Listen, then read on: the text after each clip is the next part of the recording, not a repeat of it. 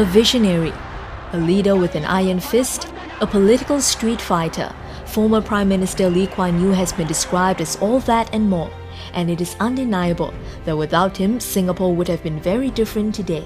Whoever governs Singapore must have that iron in him, or give it up. This is not a game of cards. This is your life and mine. I've spent a whole lifetime building this. And as long as I'm in charge, nobody's going to knock it down. The first 10 years after Singapore's independence was a period that saw the most rapid transformation. As Prime Minister, Mr. Lee's immediate priority was to build the economy, provide housing, healthcare and education, and create a nation. In his speech on 12 September 1965, Mr. Lee said, "Over 100 years ago, this was a mudflat, swamp. Today, this is a modern city. 10 years from now, this will be a metropolis. Never fear." Mr. Lee courted multinational investors to upgrade Singapore's economy from mass manufacturing to high-tech industry and build the region's finest infrastructure, including a world-class airport, shipping port, roads and communication networks. He established a public housing system, the Central Provident Fund, a savings pool for citizens, and developed a comprehensive health and education program. To build up the nation's defense, Mr. Lee established an armed forces and instituted compulsory national service in 1967, a conscription program for male citizens when they reached the age of 18. Mr. Lee envisioned that a clean and green Singapore would carry a competitive advantage, and what followed was the launch of a tree planting campaign to green the city. Today, Singapore is an internationally known garden city, clean and teeming with greenery. The infrastructure was built. Next was to get Singaporeans to change their habits to reflect the changing society. Uniting the different ethnic communities was a major concern. In 1965, a Constitutional Commission on Minority Rights was set up to safeguard Singapore's racial and religious harmony. Schools were integrated to allow students from different ethnic backgrounds to learn together, and an ethnic integration policy for public housing was later implemented to promote racial integration.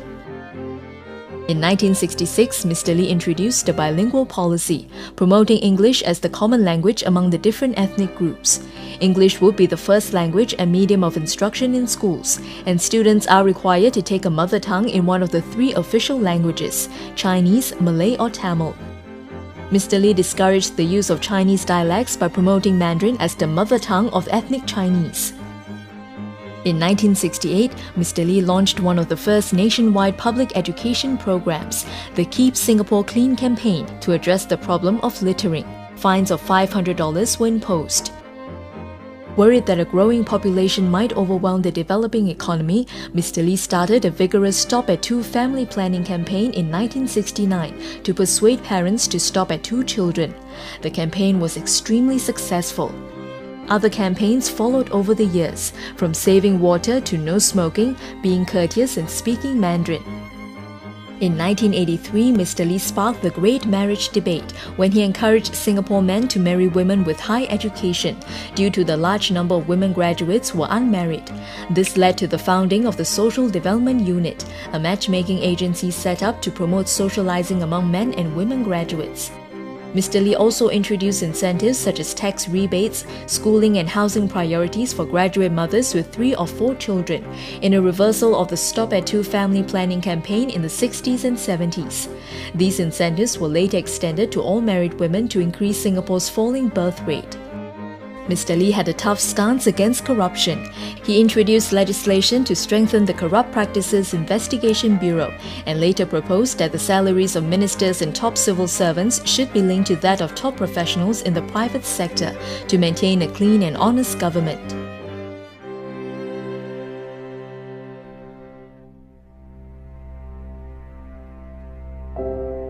Mr. Lee was a firm believer in meritocracy.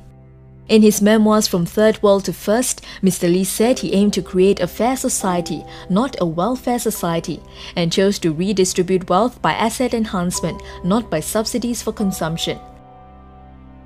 Mr. Lee stressed that Singapore was not a welfare state where anyone was entitled to free services, and everyone had to play a part to ensure progress for themselves and their families.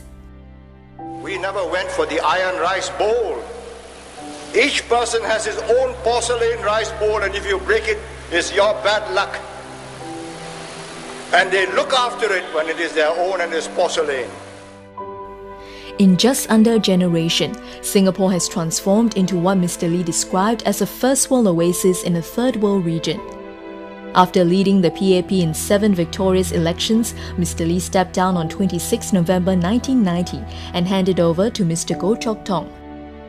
Mr. Lee remained in cabinet as senior minister, a role he described as advisory. On 12 August 2004, Mr. Lee's eldest son Lee Hsien Loong became the next Prime Minister. Mr. Goh became Senior Minister and Mr. Lee assumed a new position of Minister Mentor, a post he held for 7 years before stepping down in May 2011. Mr. Lee spent 52 years in Cabinet and is the world's longest-serving Prime Minister. Singapore's success story is closely linked to the leadership of Mr. Lee Kuan Yew. With over half a century in government, his legacy is one that will be remembered in the hearts of Singaporeans.